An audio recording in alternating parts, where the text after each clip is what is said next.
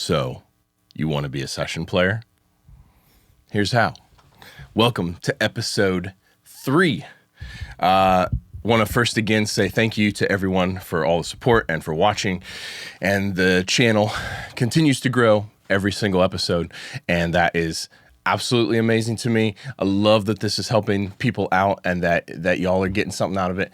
So, I hope that this one helps. I've had some people ask me where they can find these. Some people don't want to watch them on Facebook, whatever. You can find these on YouTube and on Facebook currently. And then as soon as the podcast switches formats here in another several episodes to the interview style, then they'll be uploaded everywhere that you can find podcasts. So for now, subscribe to YouTube to my YouTube channel if you don't mind. Hit the subscribe and then hit the little bell icon next to the subscribe so that way you get notified when I release new episodes. Check me out on all my socials, Instagram at Colt Capperrune, Facebook, you can just search for Colt Capperrune, and my website, coltcapperrune.com. So this is maybe the third most asked question I get. And after the last, I mentioned this topic, this how to become a session player. I mentioned this topic in episode 2, in my last episode. And I got a ton of messages and quite a few comments asking how to become a session player. And I feel like I have a little bit of a unique perspective on this because I'm a producer, so I hire session players constantly. Every single week I'm hiring session players, but I'm also a session guitarist. I play guitar on tons of records that I produce. I play guitar on tons of records that I don't produce. So I kind of do both. So I can come at this a little bit from a few different angles. So here are a bunch of ways that I think will help you become a session player if that's your goal. And even if becoming a session player is not your goal, a lot of this stuff, it's just a good way to be as an artist or as a musician, the ways to conduct yourself and how to kind of get ahead, so to speak. So, the first one, I'm not going to actually number these because we saw how well that worked out last time. One of the most important things is relationships. How this producer session player or artist session player thing works is people work with people they know over people they don't sometimes. So even if you're a more talented option, a lot of producers and a lot of artists pick people that they know. And it's not fun if you're trying to break into it. Like, it just is the way that it is. So relationships are super important, building your network. And, I break this down as a producer. I always break this down like, let's say it takes me 3 days to do a single, to produce and mix a single. If I want to stay busy and work 6 days a week, that means I need to do 2 singles a week. And let's say that all my artists are return clients and everyone drops 2 singles a year. So that means I need to have 52, there's 52 weeks in a year. Yeah, I need to have 52 artists that are hiring me to produce their single, 52 per year. And if you look at it that way as a session player, it takes, even if you have 1 session a day is your goal, and even if you only want to work 4 days a week, and even if, let's just end it there. So that means, 4 days a week. Let's do the math on this. I'm going to do this in real time real quick. So if you want to work, let's see, 52 weeks and then 4 days a week, 4 sessions a week, you need to have 208 sessions a year in order to stay busy as a session player. Now, you could get in with a few producers that are slamming stuff out. You could get in with a few artists. You could get, but the point is understanding the fact that you need to build relationships, the quantity of relationships that you need to have in order to actually stay busy. That's something that I don't see a lot of people talk about. From the producer side, from the session player side, from the artist side, your venues, like promoters, like how many relationships you as an artist need to have with promoters and club owners and et cetera, et cetera. I don't see a lot of people talk about that quantity of relationships that you need to cultivate in order to make this work. And so it's something that I talk about a lot. But anyway, relationships is super important, and I want you to remember, if you're trying to be a session player, I want you to remember that people work with people they know over more talented people that they don't know a lot of times. So build relationships with producers and with artists, because those are the two people that are going to hire you to play on the record, the producer or the artist. If you're trying to break into the session player world, or if I'm being completely honest, even if you're a fairly established session player and you're trying to expand your network, your base of relationships, branding is super important. And this is kind of one of these words that has lately become a little sleazy, entrepreneurial, hot button words, I guess. When I say branding, every time I say branding, all that I mean is that it is painfully obvious to anyone who's ever seen your socials or anyone that knows you what it is that you do. That no one can say, oh, well, there's Joe, and I don't know what Joe does. Does Joe sell cars? Is he a carpenter? I think he plays guitar. I'm not sure. No, it should be brutally obvious to everyone that's around you. Oh, there's Joe. He plays on a lot of records, or he's a great guitar player at the very least if you're just starting out.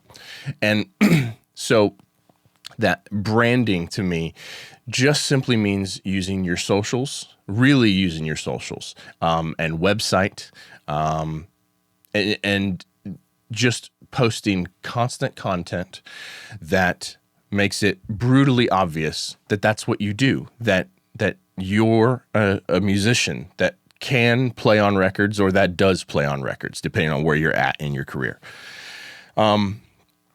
Because if no one knows what it is that you do and no one has heard anything that you do, no one's going to hire you. Just point blank. That's just the way that it works.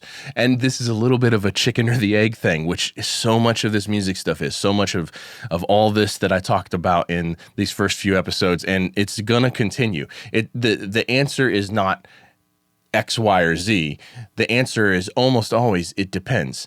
And so the right thing for you almost always is going to depend on your personal situation. So branding, make people brutally aware of what it is that you do or what it is that you're trying to do.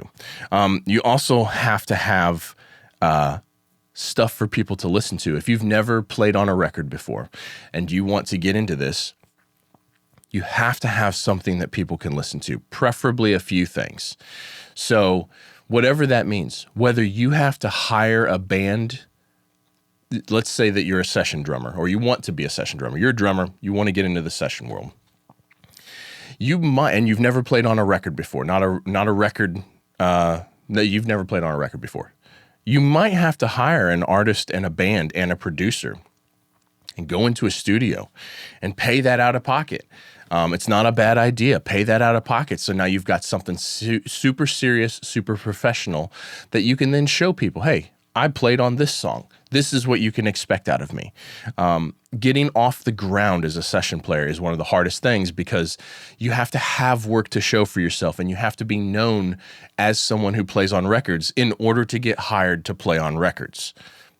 So there's a few different ways to go about this, but that's one that I don't think should necessarily be overlooked. It's just an investment in your career. You've already paid for your guitar and your amps, or you've already paid for your drum kit, or whatever it is that you play. Paying to get some professional material, showing off what it is that you can do. Awesome. So anyway, and then when you get started, so You've got this branding, you start getting hired for sessions. Most likely, if you've not ever played in sessions before, most likely you're going to get hired for, and I talk about this as a producer, as a mix engineer, as a session player. It really goes the same way as far as like being an artist and getting shows. You're gonna get a session. Your first sessions are not gonna be A-list players or A-list sessions. You're not gonna go have your first session for Carrie Underwood or for Keith Urban. And I try to frame this like this because I hope it makes a lot more sense to talk about it this way. Your first sessions, the first sessions and the first records that you play on are not going to be for A-listers. They're not going to be for B-listers. They're not going to be for C-listers. The first sessions that you play on, unless you just happen to really know the right person, is going to be for an independent artist. And most likely an independent artist that has not really ever done anything. And so what happens is that you go in and you do all the rest of the things that I'm about to talk about. You do all these things in this session and you crush it and you're great because you spend a lot of time practicing your craft and working on your art. And so you go in and you know how to set up and you know how to tune and you know how to perform and play what's right for the song. And again, all the rest of the things we're going to talk about, and you crush it. And then they love you. And now you've got some work to show for yourself. And the session went good. And now a new producer or a new artist knows about you. But that's probably going to be at like a level 1, we'll say. So chances are what's going to happen, and this is how I built my career as a producer and as a session guitar player. This is how these things happen to me. You're going to spend some time at level 1. And you're going to do a bunch of sessions at that level, with that level of artists, with that level of producers. And a couple of things is going to happen. One, every once in a while, an artist or producer is going to come along that is a level 2, we'll say. And they're going to give you the chance to level up. A little bit more success. They've done a little bit bigger stuff. They're a little bit more established. And you have the opportunity to level up and play at that second level. And hopefully you're up to the task because you've worked on your craft and you're a badass musician and you crush it and you do what the producer wants and you play what's right for the song and you're super, all the rest of the things we're going to talk about. And then hopefully you stay kind of at that level. Not that you shouldn't work with people at the first level, but hopefully you can then maintain that second level. And then every once in a while, someone will come up. Eventually something will come up and it'll be a level 3. And hopefully you're up to the task and you can crush it at that level. Because now we're talking about touring artists. We're talking about serious producers, serious artists. And this just kind of keeps going. The way that you break into this session world is usually like that. And it's the same for everything. For me as a producer, it was that same way. I had the opportunity to work with very new, very amateur, just new artists. And then eventually a level 2 came along and I was able to level up and capitalize on that and do a good job. And then level 3, and building your career as a session player or again, as a producer or as an artist really looks like that most often.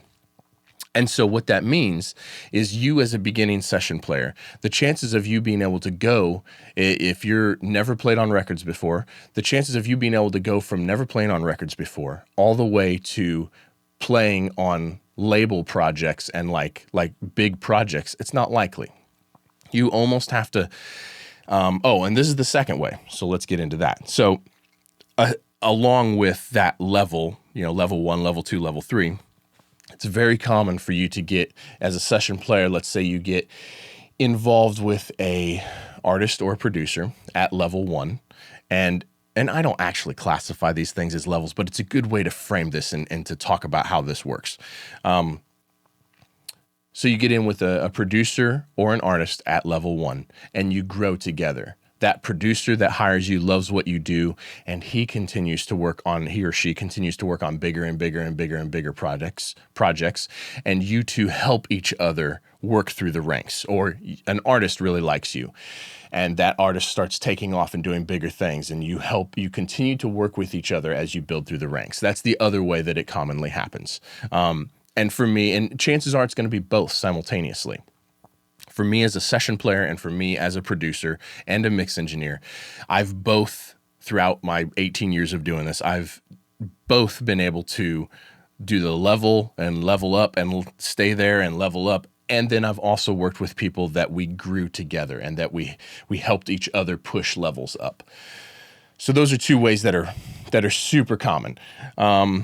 So anyway, now we're going to get into like tips on how to get calls and how to get called back, because that's the next thing. Is just because you have the opportunity, you have to do what is what's a good. You have to conduct yourself in a way that allows you to get the call back.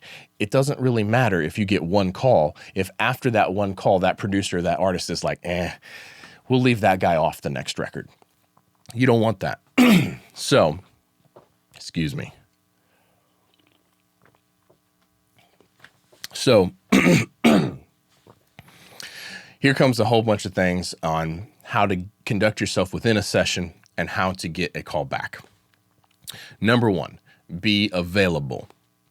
There is nothing worse, and I can speak as a producer who hires session players, literally weekly hires session players. These are the things that I look for, and when these things don't exist, or when they start becoming an issue, I'm more likely to look elsewhere for another session player.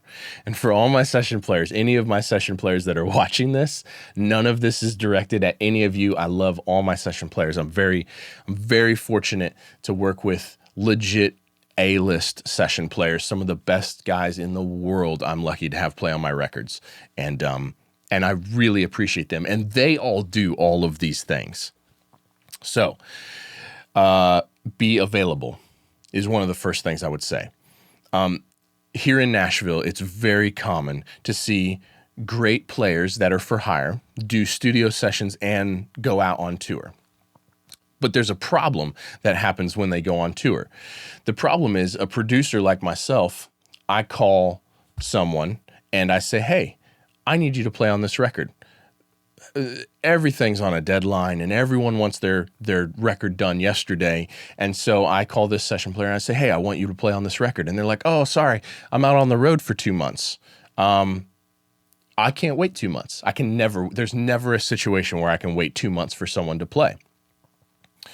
And so what I see happen a lot of times, and it's not necessarily with my players, because my players are pretty, not pretty, they're very established session players. But what I see happen a lot is these players are for hire, and they need work just like me and you do. They need to pay their bills and feed their family. And so they get an opportunity to go out on the road with an artist, and they go out on a 1 month, a 2 month run. And now they're unavailable for sessions. And so what happens is I call this session player and he's like, oh, sorry, I'm out for 2 months. And I'm like, oh. So in the back of my mind, I'm like, okay, I can't hire him again for 2 months. And then 2 months later, I'm like, well, he should be back by now. I've got a project I'd like him to play on. Let's reach out again. Oh, sorry, I'm out for 3 weeks. And I'm like, I can't wait 3 weeks. So I'll keep in the back of my mind that after 3 weeks, I'll try to hire him again. And then I call him the third time and he's like, hey, I'm out on the road. I can't do the session. What happens is producers will stop calling you, or artists. Eventually, we need people that are available. And so my suggestion is to decide what it is that you want to do. If you really want to be a session player, be a session player. Don't necessarily be a touring artist. Now, there are a bunch of people that do both, and some of my session players do both, but their schedules are usually flexible enough where where they're out on the road Thursday, Friday, Saturday, Sunday, and then they're playing sessions Monday, Tuesday, Wednesday. And so there's some flexibility there. But my point is be available. If you're working, 16-hour days at the factory and trying to break into the session world, but you've got one afternoon every, 2 weeks that is available to play on sessions, you can't hardly do that. So be available as often as you possibly can. Decide that you want to be a session player if that's your goal, and be available. The next thing is ego. It's this really transfers into being a producer, being a mix engineer, being an engineer in the studio, being an assistant, really important for assistants, being a session player inside the studio, in the studio environment. It is super important to have no ego whatsoever. First of all, as a session player, you have to remember, I think it's very important. Let me rephrase this in a different way. I think it's very important to know your place, what exactly you're doing in the studio, and know what's expected of you inside of that role. For instance, even though I'm a producer and I get hired from other producers from time to time, and usually they're producers that are considerably more successful than myself, to go engineer records at big studios. Sometimes I'm just the Pro Tools guy. Sometimes I'm the actual engineer setting up microphones. Sometimes I'm both. My role in that situation is to keep my mouth shut and do what the producer asks me to do.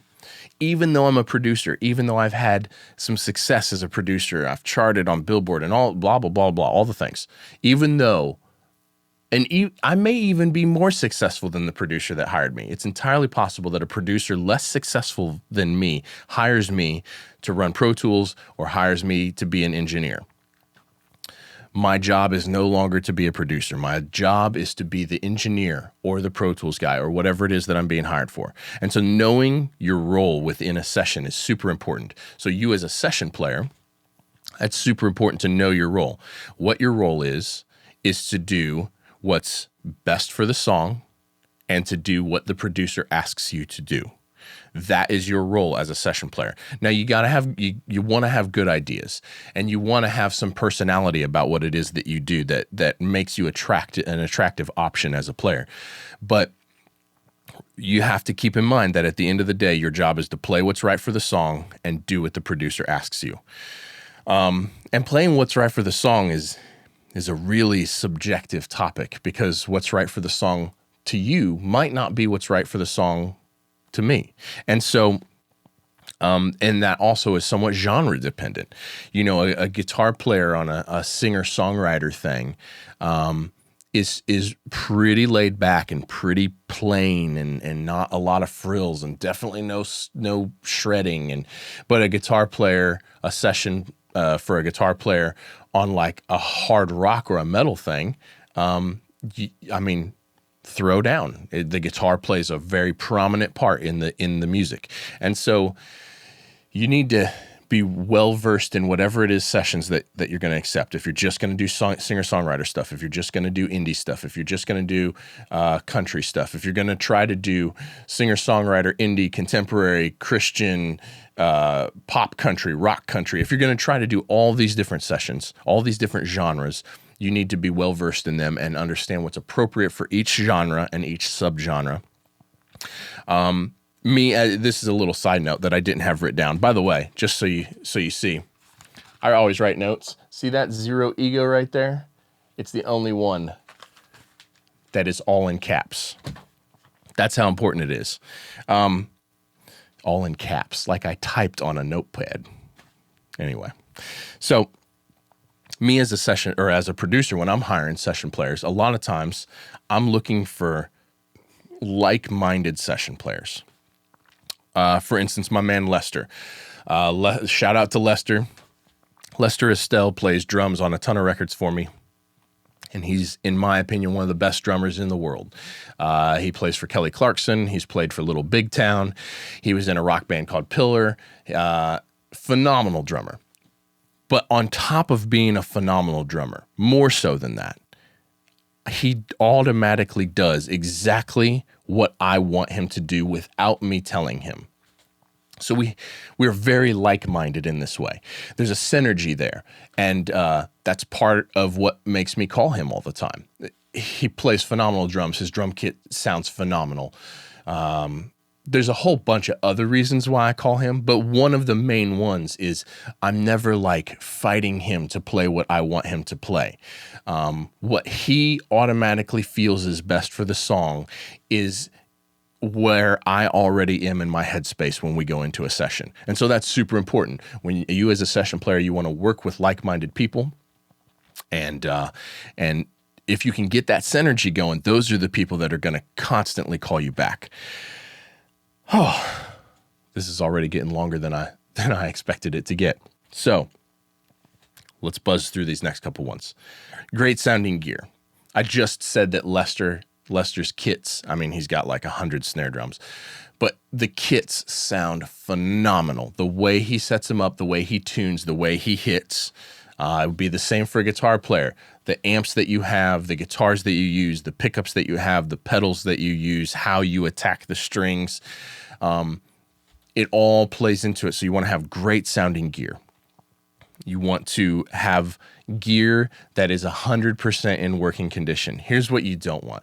You get hired by a producer or an artist, doesn't matter, and you go into a session and your amp stops working, or your guitar cable goes bad and you only have one guitar cable with you, or you break a guitar string and you don't have any additional strings. The list could go on forever. You pop a snare drum head and you don't have any heads with you. The list could literally go on forever. Now, stuff does happen. Cables go bad, strings break, drum heads break, etc., etc. Tubes go bad in amps. The point is you never want to be the reason why a session gets stopped. So you break a string, cool. Let me restring that one string real quick and we're back to it in 5 minutes. A tube goes bad in your amp, cool. I brought a backup amp, or I brought a set of tubes. Cables, extra cables. Like, you never want to be the reason why someone can't get through a session and you have to run over to the local guitar center or wherever to get whatever it is you need to get through the session. Don't be that guy. Always be prepared. Bring whatever it is that you need, that you could possibly need for the session, and extras of everything. So that's super important. Being a good hang is super important, which kind of plays into no ego. Remember when I said people work with people they know? Well, it's kind of a two-part thing. People work with people they know and people they like. So if I hire a session player and he plays really good, but he's just a drag to be around and he's complaining or argumentative or aggressive or combative in any way, there's a whole list of personality things that you could list here. And I have another option, another player that's equally as good as him or even not as good as him. I'm going to use the other player because they're easy to get along with. They're fun to hang around. These are super important things. You don't have to be a kiss ass. You don't have to suck up to people, but you do have to be enjoyable to be around. At the end of the day, all of us that do this music thing, we didn't get into this because it's an easy career to get into. We fought like hell to get where we are because we love it and because it's fun. And so and I say this pretty often, the very first day this is not fun, I'm going to go get a day job. I don't want to do this if it's not fun, because then it's no longer enjoyable. It's no longer my passion. My passion is to create music and have fun doing what I love. So be a good hang. Super important. So this is, I get approached constantly, especially on Instagram, from people wanting, by the way, shout out to my Instagram. I just shout out to a social media platform. I'm still working on this. This podcast thing is new to me. Go check me out on Instagram if you haven't. I'm constantly dropping little tips and tricks on my Insta stories and posting pictures of cool gear and whatnot, et cetera, et cetera. But I'm constantly getting hit up on Instagram from musicians that would like me to hire them, that would like to play on the records that I produce. And here's the hard thing. It's not that I won't take chances on new people. I do take some chances on new people, but I already got my guys. I already got a handful of pedal steel players that have played on enormous records. I've already got drummers that have played on enormous records. So the mindset that you want to get in is, if you're going after an established producer and you're a new-ish session player, what is it that should make those producers choose you over the people they already have? Because once you're an established producer and you're doing this all day, every day for a living like I am, We've already got our people. I've got a whole list of people. I had to find a harmonica player the other day, and I didn't have a harmonica player. You know what I mean? Like, that's the situation that we're in. But everyone else is covered. I got bass players, I got guitar players, I got drummers, I got pedal steel, I got banjo, I got pianists and organs and blah, on and on and on. I've got everybody. So you have to think about how you're going to position yourself in a way that makes you more appealing to use than those people. And it's not really going to be about money usually. It's not going to be because you're cheaper. So don't undercut people. Charge what you're worth. Actually, that's another topic we need to cover here in a second is how to charge as a session player. Anyway, so that kind of goes back to your branding is like having work to show for yourself and constantly putting out work on your socials. Not in a, hey, you should hire me sort of way, but in a, oh, I'm tracking for this artist, for this producer today. Here's the setup. Here's the studio I'm in, whatever. Document the things that you do, and don't be afraid to show them off a little bit. Make sure you don't post unreleased music unless you have permission to, because that's an important thing. But document all the sessions that you're in. Or if you ended up doing the thing where you're trying to get in the session world and you hire a band and you hire a producer and you hire a singer, and it's just so that way you can show off what you're capable of in the studio. Document all that. Don't ever be afraid to show people what you're doing. Just don't make it like sleazy used car salesman, like, hey, do you want drums on your record for $29.99? Don't do that, So anyway, this is another little tip before we get on to how to charge. Don't get upset at people when they won't hire you. I have had a handful of people not all that long ago send me message after message after message wanting me to hire them as session players. And when I didn't, literally got upset, literally got abrasive and a little hostile because I wouldn't hire them. Guess who I'm not going to hire now? Those people. I'm never going to hire somebody, because this goes back to no ego and being a good hang and on and on and on and on. Pretty much everything we talked about. Don't get upset at people that don't hire you. If you're not getting an opportunity, move on. It's fine. You'll be able to find someone else to give you an opportunity if you're a good enough player, and if you're a good hang, and if you have no ego, and if you have work to show for yourself. You want all of those things. How to charge as a session player. This will be the last thing. How to charge as a session player is kind of an interesting topic. If you're someone here if you're somewhere in a place like Nashville, there's a musicians union here. You may or may not be a part of the union. Even if you're not, you can look up the union rates. However, the industry is very, very quickly, the entire music industry is very quickly shifting towards independent artists, in which case most of those gigs are not going to be union, even if you want to approach that. So, and the other thing that I say this to artists as well, my clients and artists that I develop, I think an important thing to remember is that demand determines your worth, not your talent.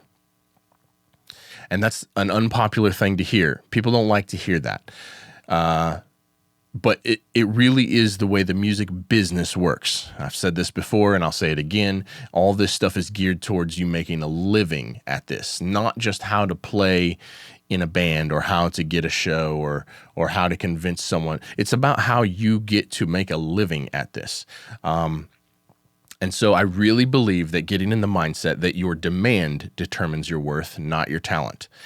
So if you get one call a year to play on a record, well, what are they willing to pay you? You know what I mean? Charge, definitely charge. Although you might have to do some work for free to get work to show for yourself, so that way that you can then begin charging. But you have to be real with yourself and honest with yourself about where you're at, your talent level compared to A-listers. Always compare yourself to the very best guys in the industry, or guys and girls in the industry. But generally speaking, most session players are somewhere between $50 and $200 per song. It's usually the range. Some session players are going to charge per session. They'll give you like a day rate. They'll charge you 150 or $200 for a whole day, and whatever you can get done in that day is fine.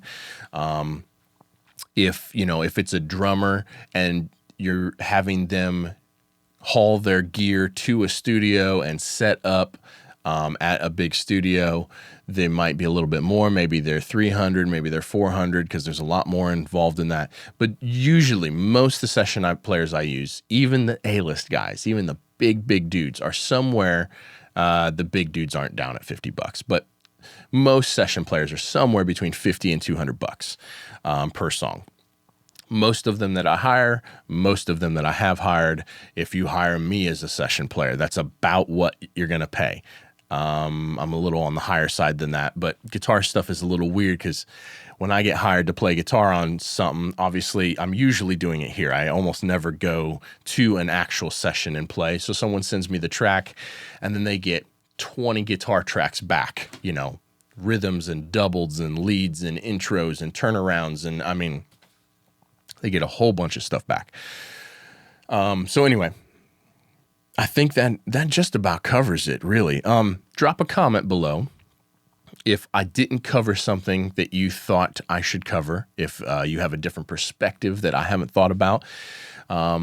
If you are a session player and would like to chime in and give advice to other people that will be watching this that aren't yet session players, that would be great. I would love to create this community where everyone kind of works together to help everyone in the comment section. So drop a comment and try to help someone out if you're an established person. If you're not an established person, chances are the comments, especially on the socials, especially on Facebook. So check out my Facebook. It's just Colt Capperrune. Usually the comments on the socials are very conversational. And usually, like, if you're a new person in the industry and you're reading through the comments, it usually is going to help you. So check that out and drop a comment. Again, I appreciate you watching, and I really appreciate all the support. And thank you guys so much for watching and sharing and hitting the thumbs up and leaving comments and all that stuff. I truly appreciate it. I really hope this helps someone. Feel free to share it with your friends. I think that's it. We'll see you next time.